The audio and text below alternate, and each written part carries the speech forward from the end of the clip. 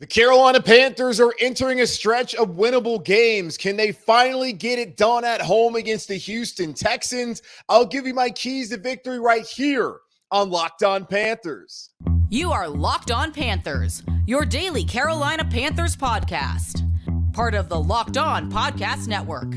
Your team every day.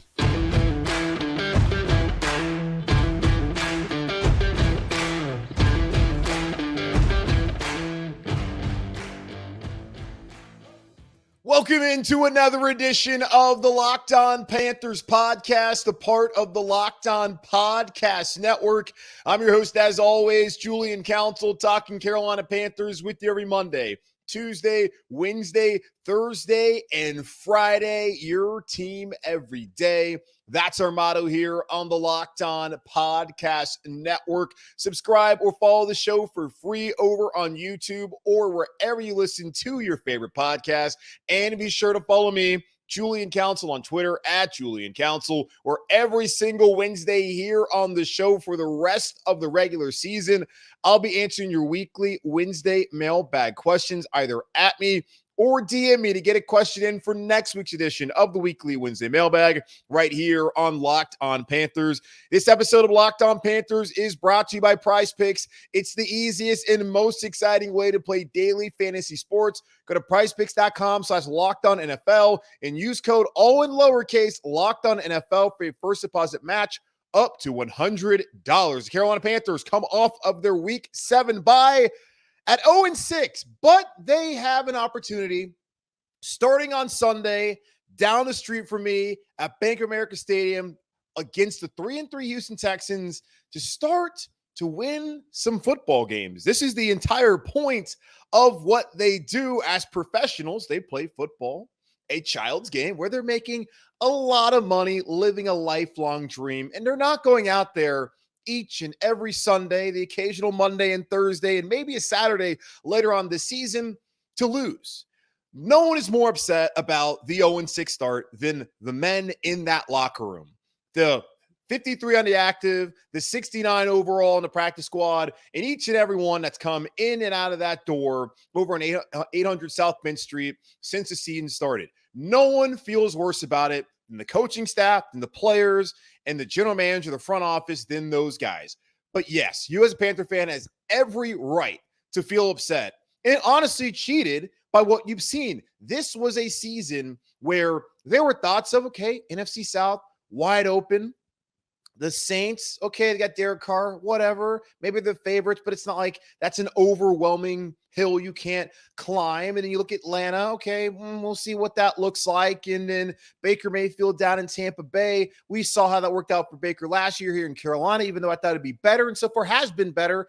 You felt like this is an opportunity after overachieving in the second half of the season, going 500 with Steve Wilks, having a chance in Week 17 last year where if you win and then you follow up with a win in New Orleans, you're division champs for the first time since 2015 when they went 15-1. So the thought was with Bryce and a new coaching staff, renewed energy, that the Carolina Panthers could be able to be NFC South champions. It's still on the table. It's highly unlikely, but it's still on the table for the Carolina Panthers, and that starts on Sunday at home against the Houston Texans in a game that will be dubbed Bryce Young versus CJ Stroud. And let's not forget Will Anderson, the number 3 overall pick, is also here playing on Sunday. So let's get to my 3 keys to victory, which I give you every Friday leading up to a game played on a Sunday. Key number 1, the Carolina Panthers desperately need to find consistency on offense. They have not done it all year long. They'll be able to pass the ball, won't be able to run the ball. And really, they have not been able to run the ball all season long. Adam Thielen has been the only reliable receiver so far this season. We've asked questions of where's DJ Chark, Hayden Hurst? What's the point of paying a pass-catching tight end if you're not going to utilize him in the offense? What's wrong with Miles Sanders? Need more Chuba Hubbard. There has been a litany, a multitude of questions asked about this offense, and hopefully one of the big questions, what the hell are they doing play calling wise, will now be answered and solved by Thomas Brown, who will be the primary play caller here in Carolina moving forward, starting on Sunday against the Houston Texans. They earmarked the bye week, so they say, no matter what the record was going to be for Thomas Brown to take over. Whether that's true or not, Thomas Brown is now rightfully the play caller here in Carolina, and Bryce Young has one singular voice that he needs to be listening to moving forward as he continues to grow, learn, and develop here in Carolina. So hopefully with Thomas Brown having taken over and Thomas Brown having his philosophy, what he wants the offense to look like. And yes, that's going to be very much the same as Frank Reich and of Josh McCown's and Parks Frazier and everyone on this offensive staff. But really, it's his vision moving forward. What kind of wrinkles are we going to see? What kind of changes are we going to see? We saw them run the ball effectively when they took that 14-0 lead in Miami and then abandon it the rest of the game.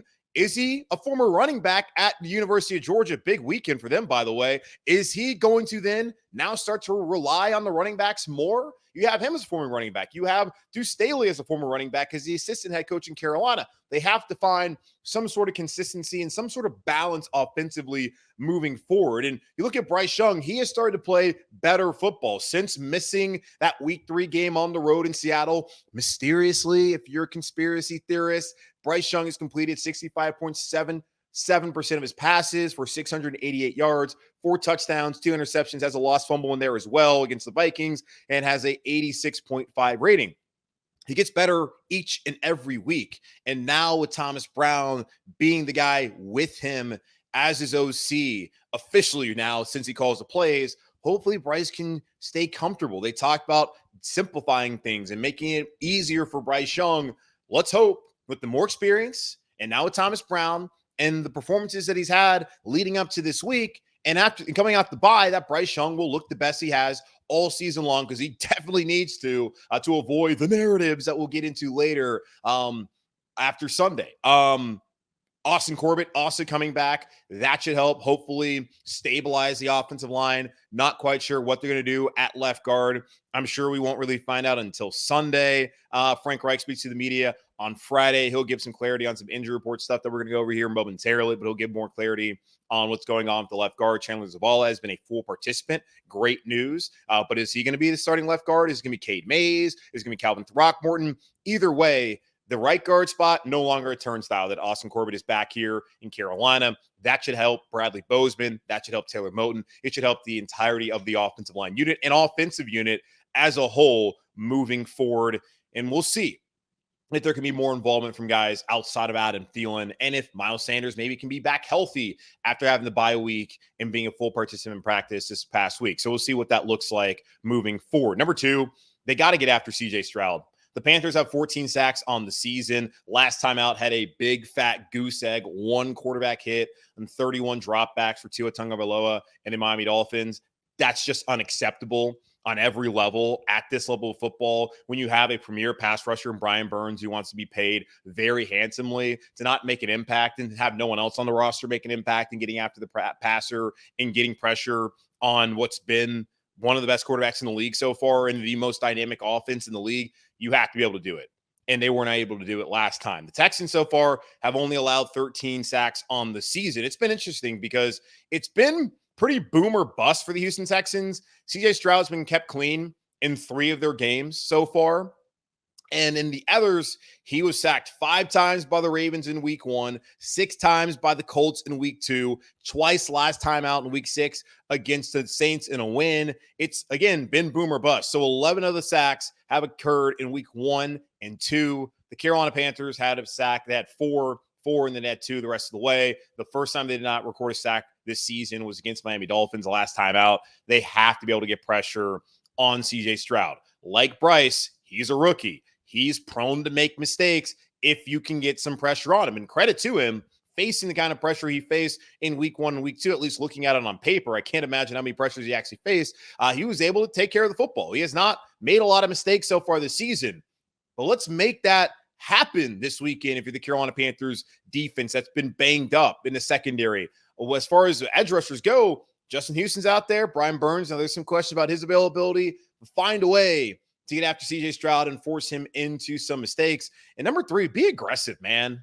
Be aggressive in play calling, on offense, on defense. When it comes to 4th down calls, if they're in plus territory and it's 4th and 3, 4th and 4, hell, 4th and 5, go for it. What do you have to lose other than the game? I guess if you're Frank Reich, you could lose a game and then eventually your job if things keep trending in this direction. But if I'm the Carolina Panthers, I'm aggressive. I'm pulling out every stop, everything I learned from a self-evaluation throughout the bye week and all the new wrinkles. I am throwing them out there at the Houston Texans in an effort to get a win. Because if you beat Houston, you have a very beatable Indianapolis Colts team coming to town next week in a Frank Reich revenge game. So go out there, be aggressive, find a way to win this game, and start stacking wins. Is it going to result in playoffs? Highly unlikely. But can it result in a impressive second half of the season? Can you start to build momentum towards next year, especially if Bryce starts to look like the number 1 overall pick? Yes. So be aggressive. Do not want to see any sort of conservative play calling or any of that from the Carolina Panthers moving forward, but especially starting this weekend against Houston. So be aggressive, get after CJ Stroud, and please find some level of consistency with the offense and really play complimentary football. That has not happened in years here in Carolina. Those are my 3 keys to victory for the Carolina Panthers as they host the Houston Texans Sunday, 1 p.m. Eastern Standard Time here in the beautiful Queen City of Charlotte at Bank of America Stadium. Now, there's some questions of who's going to be available. Austin Corbett, is he set to make his season debut? Could we finally see Xavier Woods? And will Vonn, Laviska, Shenault, will they be back on Sunday? We'll get into the injury report and what to expect coming on Sunday here in just a moment on Locked On Panthers. Snap into the action this NFL season with FanDuel, America's #1 sportsbook. Right now, new customers get $200 in bonus bets guaranteed when you place a $5 bet. That's $200 in bonus bets, win or lose. If you're betting on the Panthers and you win or you lose, it doesn't matter. All you got to do is place $5 down and you can get $200 in bonus bets. If you're betting on the Hornets, who got to win, awesome, love it. You can go ahead, win or lose. You're going to get that $200 in bonus bets. If you're thinking about joining FanDuel, there's no better time to do it than right now to get in all the action. You got the Hornets back here in Charlotte. You got the Panthers. You got college football going on, NHL. So many things to bet on using FanDuel. And the app, it's so easy to use. There's a wide range of betting options, including spreads, player props, over-unders, and more. So visit FanDuel.com/lockedon and kick off the NFL season. FanDuel, official partner of the NFL. The Carolina Panthers injury report has been, full of names all season long. Right now, the Carolina Panthers have nine players on injured reserve. You look at the Houston Texans, and they're not going to feel bad for the Panthers at all, as they currently have a league-leading 11 players on IR. And let's be honest, it's week 8. The healthiest anyone playing football was when they got to training camp. And once you start to rehab and have to go through injuries and the ups and downs and the physicality of this game, you're really never going to be 100%. Again, we've seen Frankie Louva the last couple of weeks with the hip pointer that he suffered. I think it was in the Seattle game where he did not play the second half. He's been dealing with that. He's having to play through that. All these players having to play through a lot. So, yes, it sucks to see the injuries, but everyone is dealing with them. But is anyone dealing with them in the way the Panthers are, not having J.C. Horn, Jeremy Chin, who's really been underutilized anyways, not being out there, not having seen Austin Corbett until on Sunday, hopefully, fingers crossed. It's been unfortunate, but it's just football, man, and that's what we're going to have to deal with the rest of the way. But it's not great when you look at the injury report and see that the Panthers are likely going to be missing a couple more starters on Sunday afternoon when they host the Houston Texans. Looking at it, Vonn Bell did not play against the Miami Dolphins a couple of weeks ago. He had a quad injury that popped up late in the week there, leading up to that week 6 matchup down, in Miami Gardens, Florida. So he didn't play that game. Xavier Woods also didn't play, so you're down your top 2 safeties. And, what do you know? You got beat over the top with Tyreek Hill, which really was Dante Jackson getting burned. But either way, not great not to have Vonn Bell. He has not practiced again this week, was a DNP on Wednesday and on Thursday. And as I've told y'all, if that's the case, typically that guy's not going to play, still dealing with the quad. I would expect on Friday, whenever Frank Reich speaks to the media, to announce that Vonn Bell will be doubtful or just out for the game on Sunday. Laviska Shenault, we saw him get carted off with what looked to be, in my mind when I first saw it, a broken leg. Fortunately, it's a high ankle sprain, which you can come back from. There's been no talk of placing him on IR to heal that. He had the bye week. He's had this week. He has not practiced at all on Wednesday or on Thursday. So like Vonn Bell, would expect for him to be, listed as out once Frank Reich speaks to the media on Friday. So we'll see what happens with that. But those two guys, I would not expect either one of them to play, which means that Raheem Blackshear, and Frank Reich was asked about this on Wednesday. Hey, Raheem looked pretty good. And this is one of the weird things about this season. When you think about Miles Sanders and his lack of production, and again, I'll say it. I'm going to give the guy some grace. I do not think he's been healthy. And if that's been the case, you can ask, why hasn't the coaching staff then given other guys more opportunities? And that would be a great question. And that's a question that I'm honestly asking you and the coaching staff right now. Like, why has that not happened? But Raheem Blackshear is someone going back to OTAs. And OTAs, all right, they say a lot of nice things about guys. Does it really matter? Do they really mean it? We got to wait till the pads come on. That's when you really find out, as Frank Reich was saying back in June. But Blackshear looked good in OTAs when the pads came on, and in the preseason, he looked effective. And, for whatever reason, he has not been out on the field as they've wanted to use, of course, Miles Sanders, they paid a lot. They've wanted to use Chuba Hubbard. They've used Laviska Shenault in a gadget role as a running back. We have not seen a lot of Raheem Blackshear, but we did get to see him against Miami, and I thought he looked pretty solid. And so there's going to be a conversation of, hey, can he get some more opportunities now that Shenault won't be out there? It likely won't be out there. And Frank Reich said that, yeah, probably he'll get some opportunities. Not a lot. So we'll see what Raheem Blackshear can do and what should probably be some limited touches on Sunday. That's one thing to think about with Laviska Shenault likely being out. The rest of the injury report, Stephon Sullivan, he was sick on Wednesday.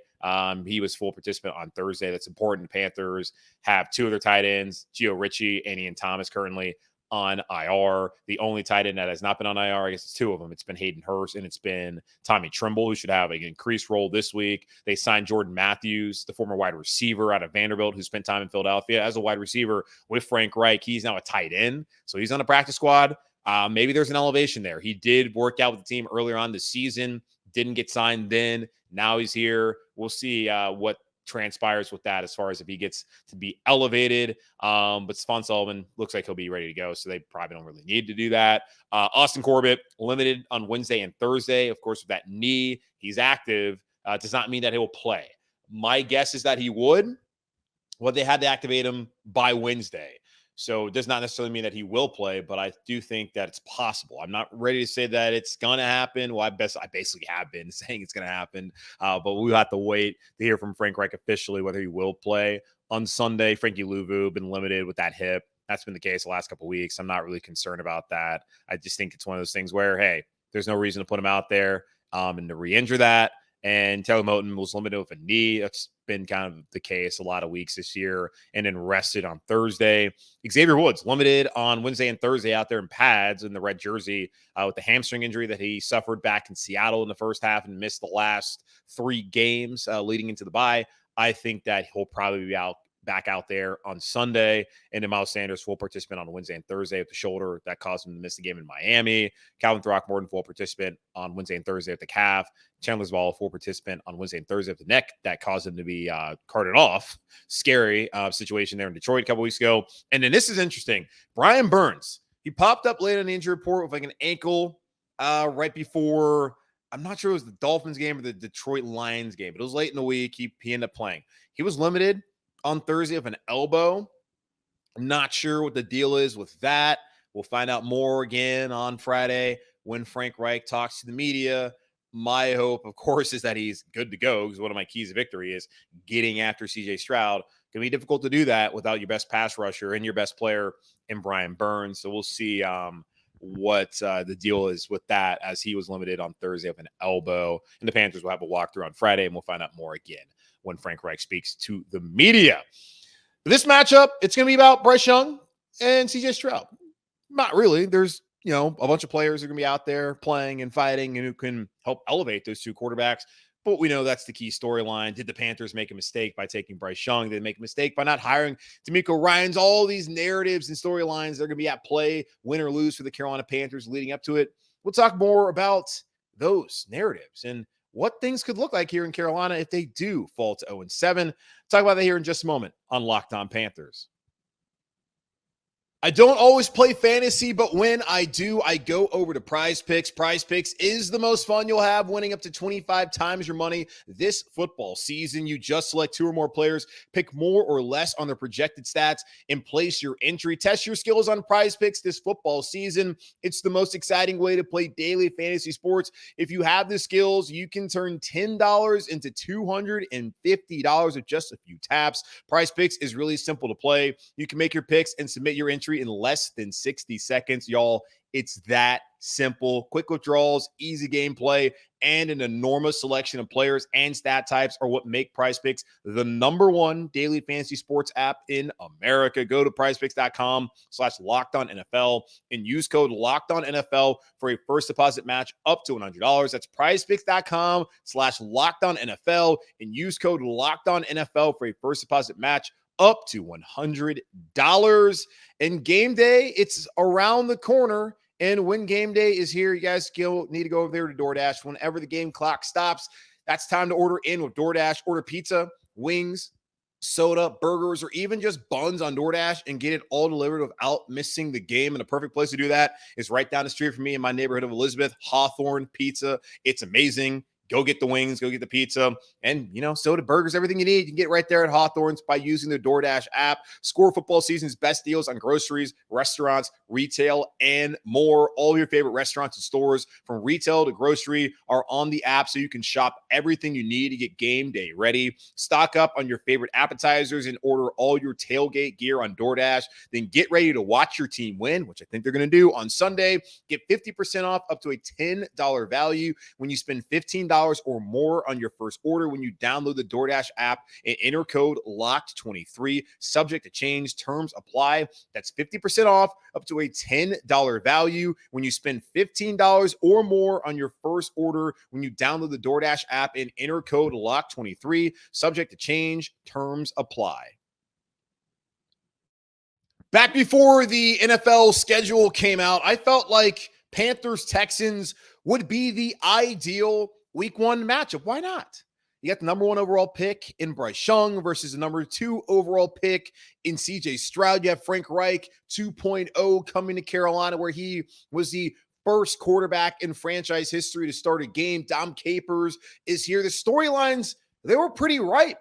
You got D'Amico Ryans, who the Carolina Panthers could have tried to hire, but David Tepper was enamored with Ben Johnson, the OC up there in Detroit with the Lions, and D'Amico Ryans saw that. It's like, you know what, Dave, I'm good. I don't want to allow you to check the Rooney Rule box. I'm going to go interview at places that want me. And one of those places where he played back in the NFL with the Houston Texans and with the McNair family. So you have that storyline. You have Will Anderson, who the Houston Texans also drafted there early in the first round of last spring's draft, who played with Bryce Young at Alabama, 2 of those leaders who, instead of quitting on their team, opted to play in the Sugar Bowl last year and go out with the bang for Nick Saban and an Alabama program. What a novel concept, not quitting on your team. So Bryce Young, CJ Stroud, all of those storylines in play, it made a lot of sense to me. Why not make it a Week 1 matchup? Instead, they decided, all right, let's start off with a division game for the Carolina Panthers, have them be behind the 8 ball right off the bat,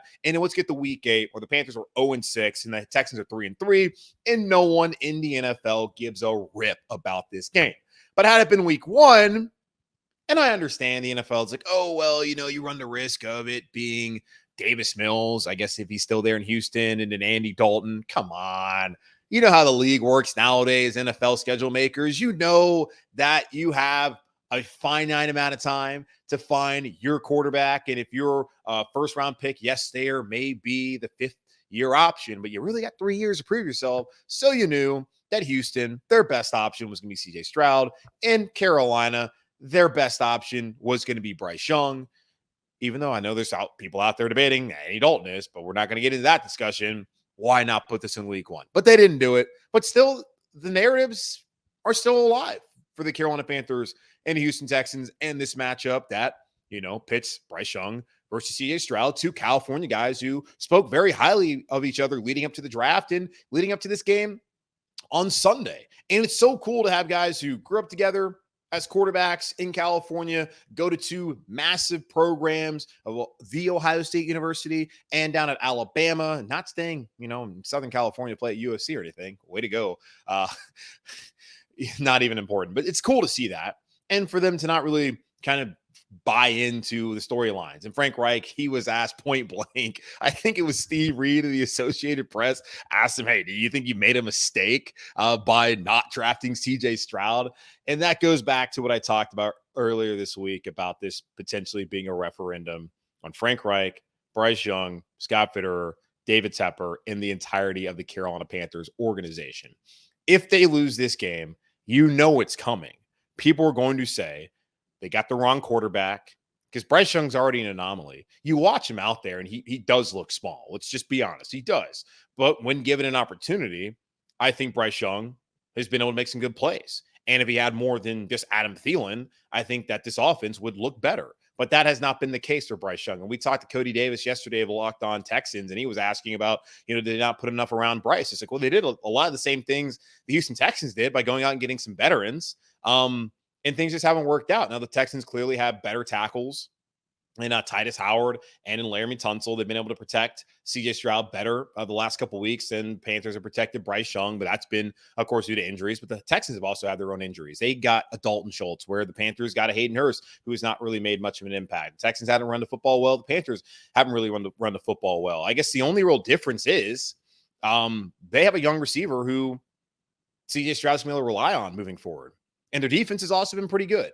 And you have a young coach in D'Amico Ryans, and maybe he's a better fit in today's NFL than Frank Reich. I'm not quite sure, but it's interesting just to look at what the Texans did on paper, look at the Panthers did on paper, and you're seeing a lot of the same thing, but one team's having positive results while the other team isn't having positive results. There's a lot of angst with the fan base here in Carolina, where you listen to Cody yesterday, there's really exuberance. I mean, he was jubilant about what's going on there in Houston after the hell of Deshaun Watson not wanting to be there and all the things that he was accused of and going to Cleveland. And looks like karma's catching up with Deshaun. And now Houston having a coach that the city already loved and having a quarterback that the city's already fallen in love with. It's great to see for them. It's unfortunate for us that hasn't happened. And it's not that hard to look and be like, man, could that have been the Carolina Panthers? Could they have gotten CJ Stroud?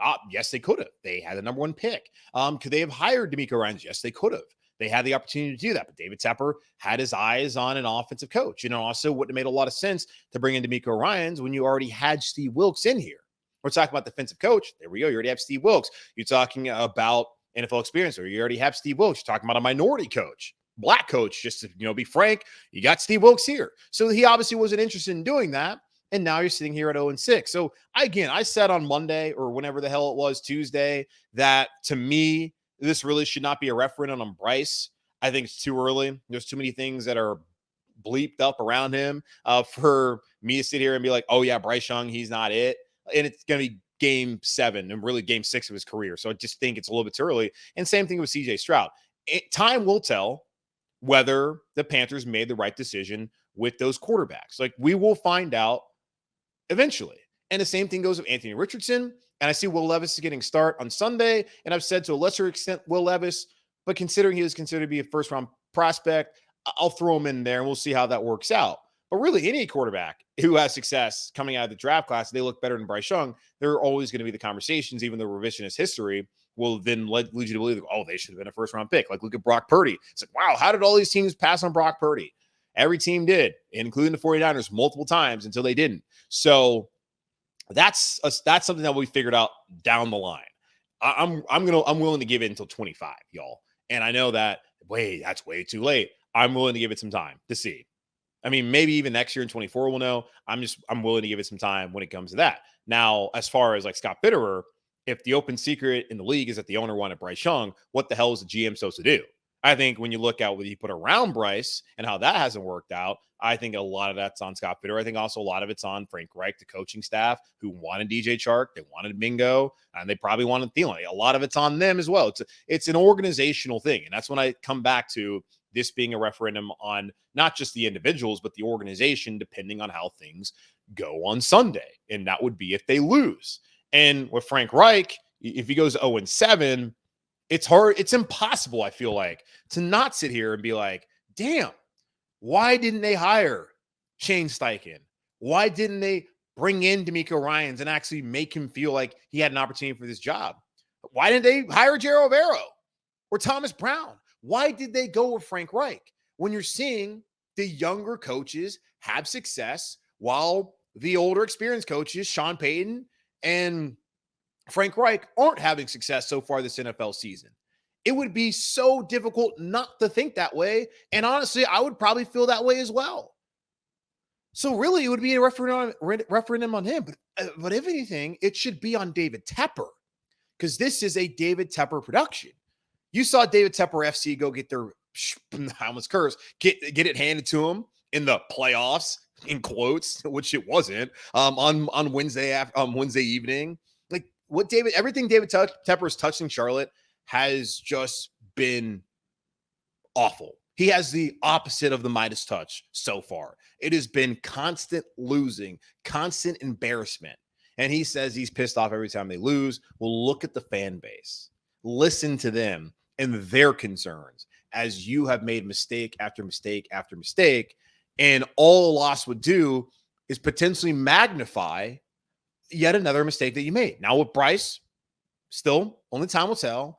But with Reich, it's hard to argue against.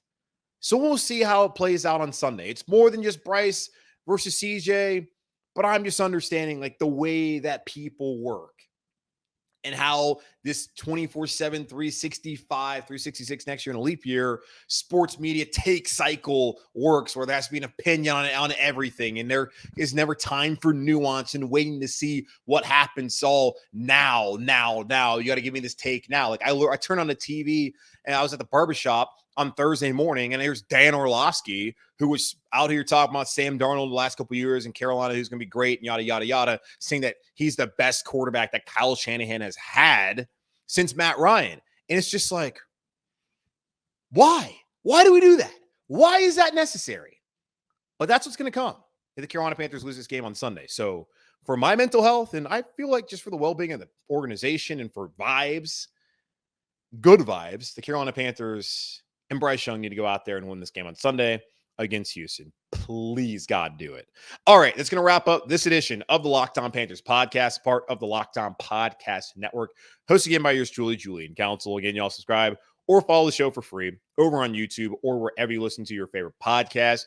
And be sure to follow me, Julian Council, on Twitter at Julian Council, where on Wednesdays I will be answering your weekly Wednesday mailbag questions, either at me or DM me over on Twitter at Julian Council. Get those questions into me for next week's edition of the weekly Wednesday mailbag right here on Locked On Panthers. But in the meantime, be safe, be happy, be whole. As always, keep pounding. And I'll talk to y'all on Sunday following a Panthers win around 5:15 Eastern Standard Time. So until then, goodbye.